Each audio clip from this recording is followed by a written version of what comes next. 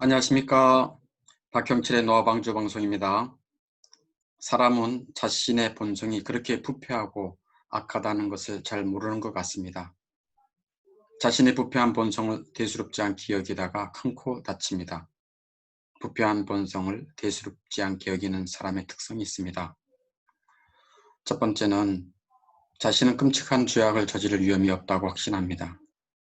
저런 죄악을 저지르지 않을 것처럼 교만한 마음을 보이며 두려워하거나 떨지도 않습니다. 이것은 그들 자신이 부패한 본성에 대해 부지하기 때문에 그렇습니다. 두 번째로, 부패한 본성을 대수롭지 않게 여기는 사람의 특징은 그들은 죄악을 범한 사람들을 향해 사납게 비난하고 고소합니다. 사람의 분노는 자신의 죄악이 자기 안에 조용히 잠들어 있을 때 다른 사람들의 죄악을 보면서 가장 거세게 나타납니다. 다윗이 그러했습니다. 다윗 왕은 자신의 부하의 아내를 강제로 데려와서 간음하였습니다. 성추행 정도가 아닙니다. 부하의 아내를 자신의 권력으로 강탈하여 간통하였고 그 죄악을 감추기 위해 그 남편을 교묘히 살해하였습니다. 그런 죄악을 다윗이 범하였고 사람들에게 들키지 않았습니다.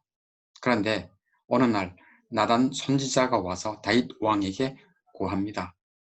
왕이시여, 성 안에 양과 소가 많은 부자가 있었습니다. 그런데 부잣집에 손님이 찾아왔습니다. 부자는 손님을 대접하고 싶어 했습니다. 그런데 자기 재산이 아까워서, 부자이면서도 자기 재산이 아까워서 가난한 집의 양을 빼앗았습니다. 그 가난한 집은 어린 양 한 마리밖에 없었습니다.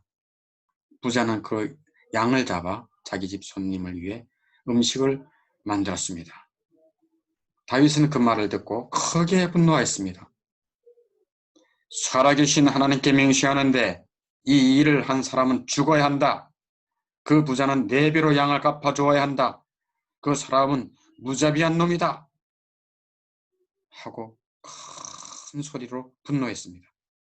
이것이 부패한 본성의 진면목입니다. 자신이 죄악을 범하면서도 죄악을 범한 사람을 향해 사납게 분노하는 것입니다. 세 번째, 부패한 본성을 대수롭지 않게 여기는 사람의 특성은 그들은 회개를 나중으로 미룹니다. 진리의 말씀을 듣거나 사람에게 지적을 받으면 가책을 느낍니다. 그래서 마음이 움찔합니다만 그들은 회개를 나중으로 미룹니다. 이들은 자신의 정욕을 언제든지 다스릴 수 있는 것처럼 착각하며 회개와 개혁의 때를 자기가 정하려 합니다. 지금은 때가 아니고 이 일을 마친 후에 새롭게 살 거야 하고 속으로 외칩니다. 그들은 그들 자신의 힘으로 자신을 고치겠다고 결심을 합니다. 이것은 그들 자신이 가지고 있는 부패한 본성과 죄악을 우습게 여기거나 무지하기 때문입니다.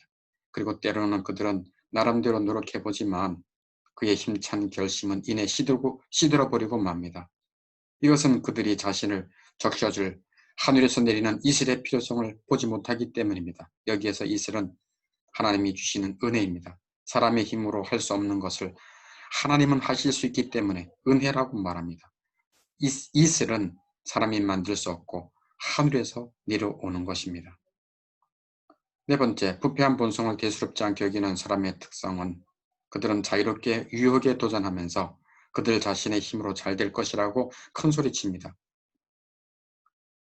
나는 이런 유혹을 이길 수 있어 라고 생각하는 사람들입니다. 그들은 별 문제가 없을 것이라는 확신 가운데 겁도 없이 자신을 유혹에 내던집니다. 어떤 유혹입니까? 돈의 유혹, 여자의 유혹, 명예의 유혹, 그리고 권력의 유혹 등에 자신을 내던집니다. 하지만 만일 그들이 자신의 부패한 본성을 안다면 마치 폭약 가방을 둘러맨 사람이 자신이 폭파되는 것을 피하기 위해 불꽃이 튀는 곳에서 걷기를 피하듯 그들은 유혹의 영역에 들어가는 것에 대해 엄청 주의할 것입니다.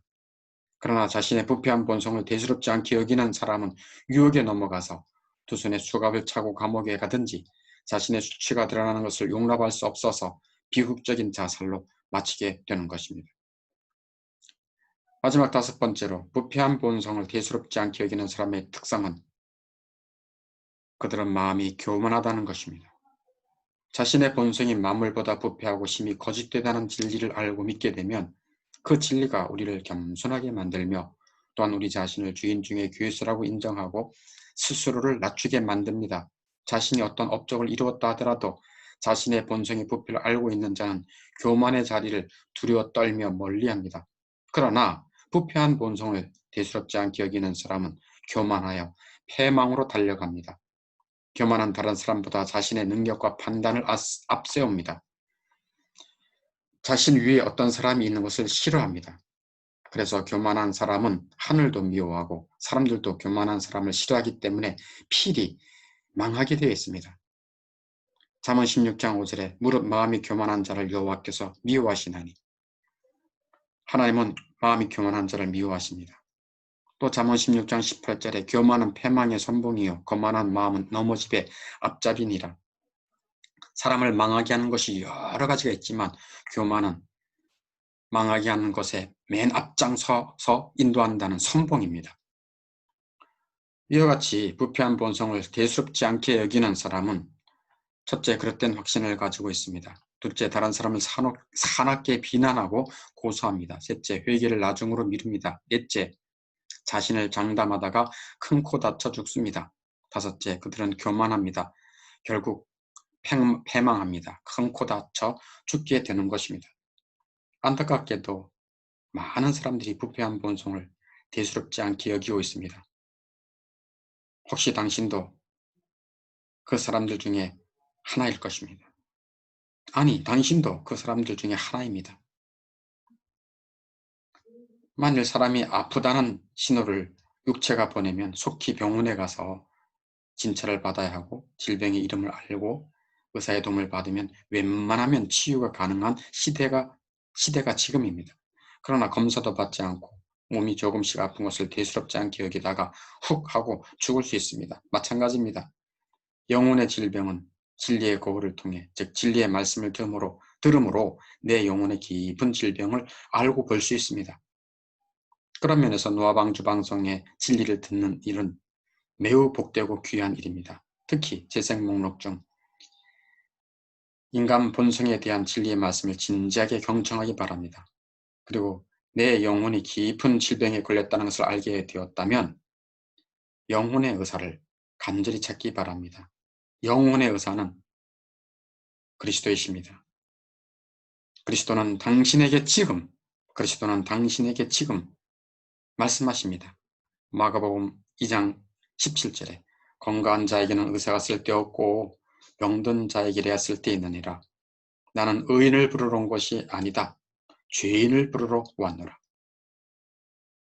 영혼의 의사이신 예수 그리스도는 자비와 능력을 동시에 가지고 있습니다. 사람 의사는 자비는 있지만 능력이 없는 의사가 있고, 사람 의사는 능력은 있지만 자비가 없는 의사도 있습니다. 그러나 예수 그리스도는 자비와 능력을 동시에 가지신 영혼의 의사입니다. 영혼의 의사이신 그리스도께 나아가길 바랍니다. 지체하지 말고 속히 그리스도를 찾기 바랍니다. 감사합니다. 노아방주 방송을 마치겠습니다. 그리스도의 은혜와 사랑과 평안을 빕니다.